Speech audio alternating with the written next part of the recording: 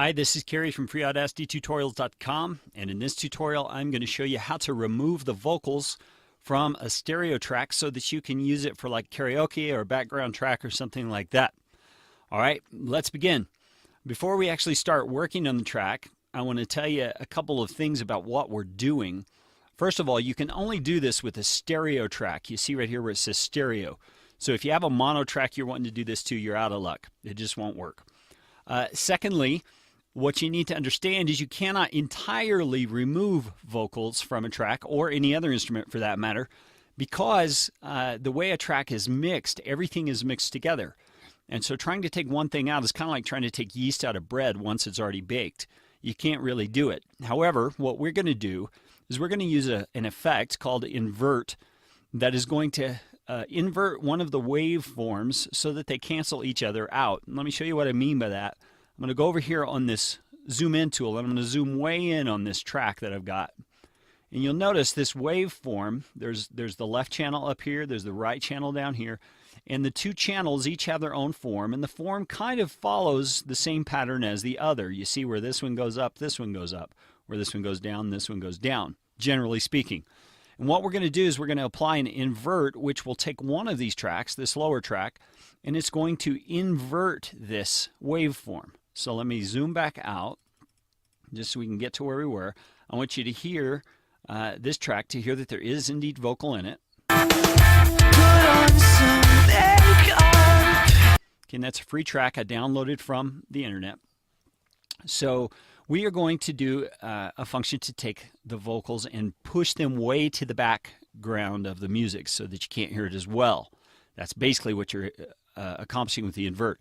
However, most of the tutorials that I see on YouTube and other places only take one step in this, and as a result your track doesn't sound so great because part of what gets canceled out is some lower frequencies like your bass and your drums. And so I'm going to show you an additional step that will help you to keep the bass and the drums more present so that it sounds better. Now the key to doing that is what I'm about to do right here. I'm going to click here and I'm going to select this entire track. I'm going to go up to Edit, Copy. Then I'm going to make sure my selector tool is on. I'm going to click below and I'm going to go to Edit, Paste. And I have just copied the entire track down here because I'm going to use this later on to make my bass and my lower frequencies come back out. But for right now, I'm going to mute this track because I don't want to hear it.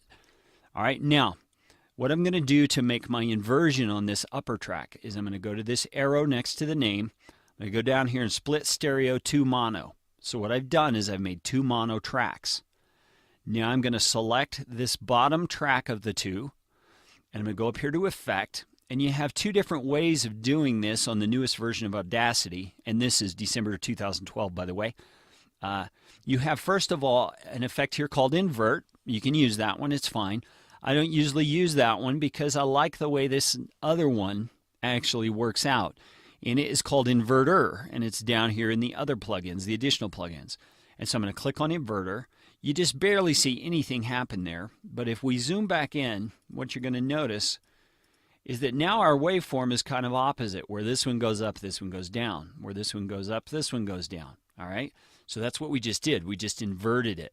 So I'm going to click back on this track roughly where we were before, and I'm going to show you what it sounds like now that we've done the invert. Now that's where the vocals were before, but they're gone now. However, you probably noticed it doesn't sound real good because we don't have the lower end now. That's where this next track is going to come in.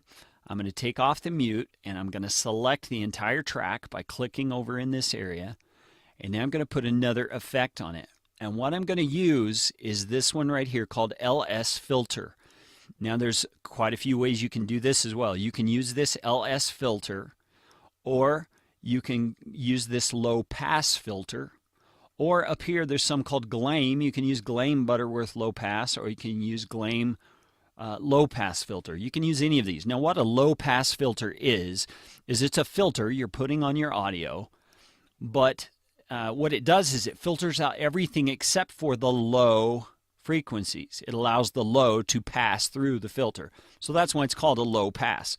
Now this LS filter is one where you can set the type of filter. This LP is low pass, BP is, I don't know, and the HP is a high pass.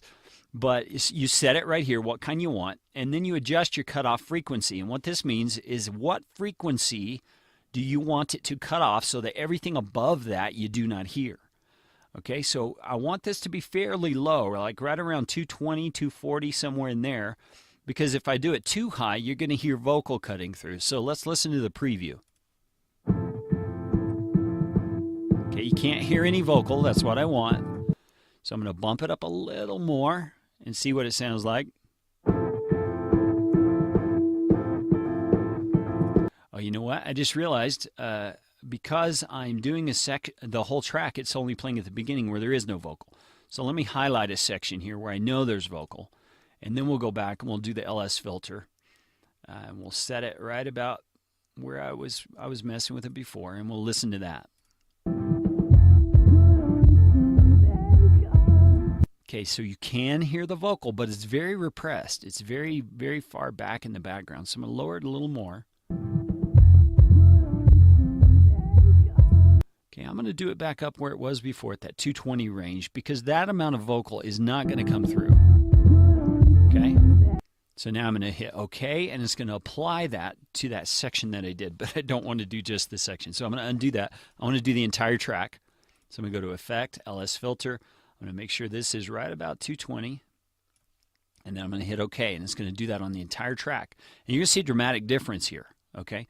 Now what I'm going to do is I'm going to click here, and I'm going to let you hear what it sounds like now with my inversion effect, my inverter effect, and with this low-pass filter on the second track down here. Here's what it sounds like.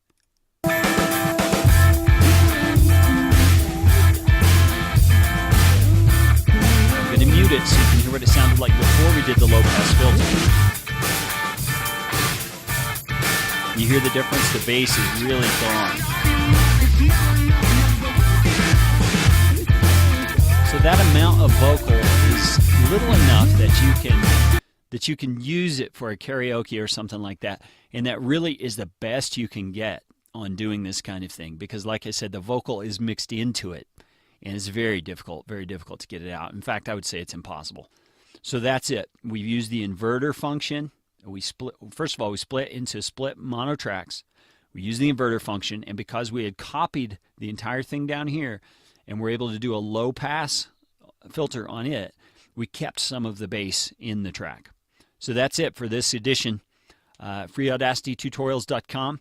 I do podcast consulting, especially for faith-based podcasts. If you're a believer in Christ and you want to do a podcast, hey, connect with me. We can figure out a way to make that happen. Also, I do podcast cover art, and I also do website headers at very reasonable prices. So check me out, FreeAudacityTutorials.com.